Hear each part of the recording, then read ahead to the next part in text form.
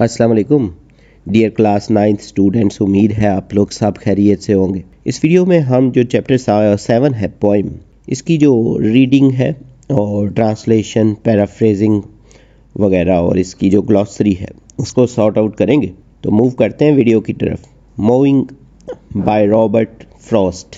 ये जो पोइम है इसके बारे में थोड़ी सी पहले इंट्रोडक्शन जो है, ये एक सोनेट है और सोनेट जो पोइम होती है 14 लाइंस की, और इसकी जो हर लाइन है ना, each line talks about emotions in a special वे, यानी इमोशंस के बारे के ख़ास तरीके से बात की जाती है इसमें।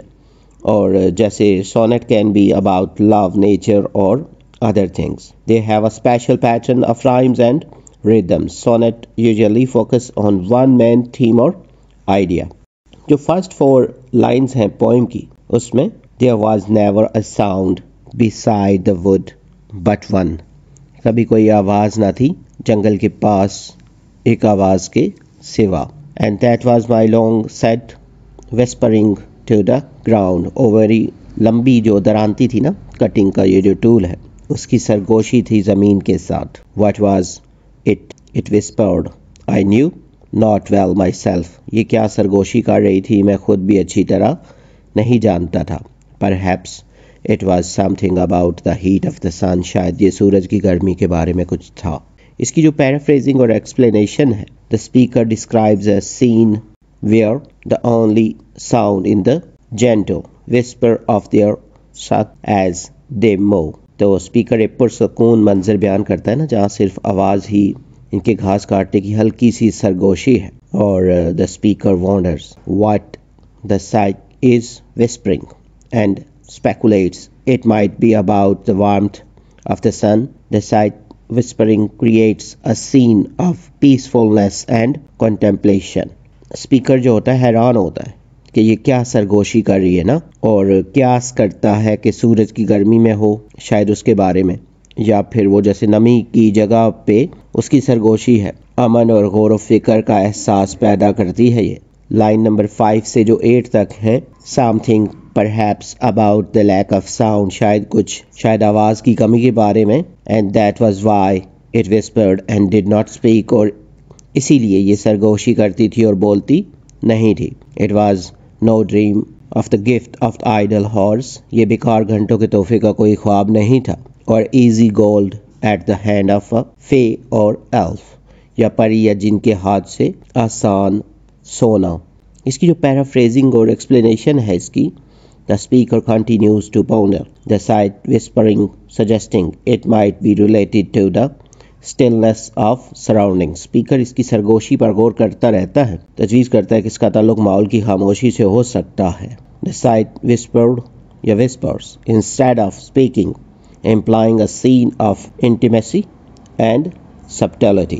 The speaker dismisses the idea that the sight whispering is about fantasies or easy rewards। तो बोलने की बजाय जैसे सरगोशी करता है ना, जिससे कुर्बत और बारीक बीनी का एहसास होता है, स्पीकर इस बात को मुस्तरद करता है कि वो जो काटने की सरगोशी तसव्वुरात या आसान इनामात के बारे में है।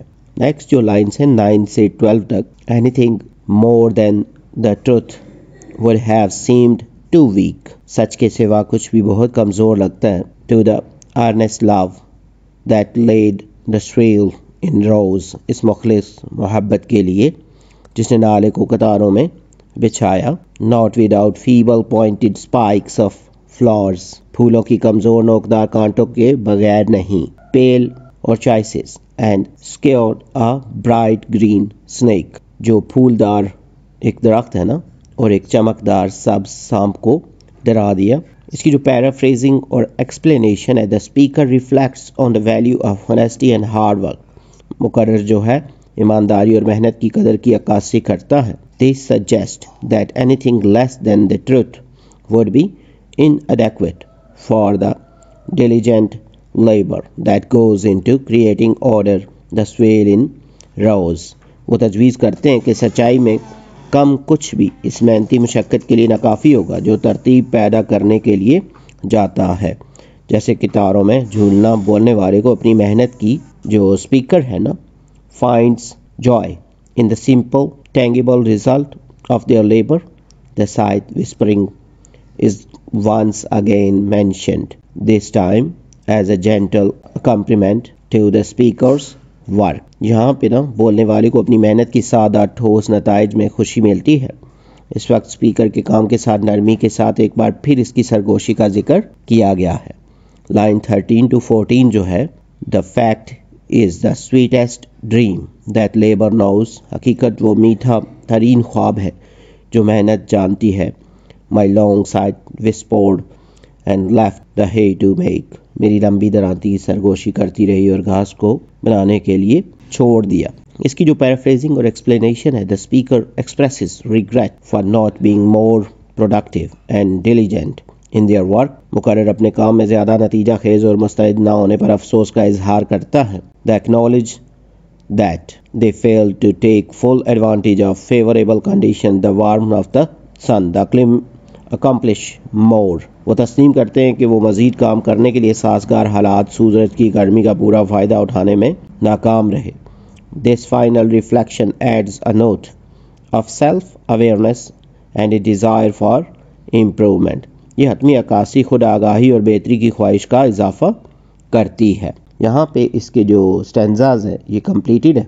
नेक्स्ट में ये कुछ ग्लॉसरी में जो वर्ड्स हैं, साइथ जैसे दरांती, सिकल, कटर, फे जो है यहाँ फेरी परी को बोला गया है। एल्फ जो है ये ड्वार्फ भी हो सकता है, फेरी यानी छोटे काद वाली परी जो है। और आइडल सुस्त, लेजी, इंडोलेंट। फिर अर्नेस्ट जो है संजीदा, पुख्ता, सोबर या सलमन।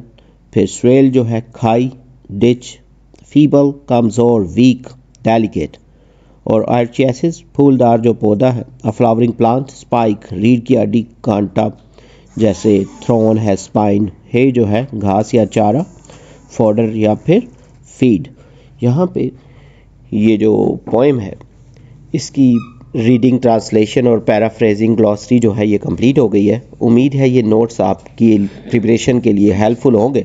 इस बुक से रिलेटेड मज़ीद वीडियोस या नोट्स की ज़रूरत हो तो पेज पर मौजूद इस बुक की जो प्लेलिस्ट है वहाँ से आपको मिल जाएंगे। इसके अलावा जो प्लेलिस्ट है उसका लिंक इस वीडियो की डिस्क्रिप्शन में गिवन है। जल्द न्यू वीडियो में नए लेक्चर के साथ मिलेंगे। Have a nice time.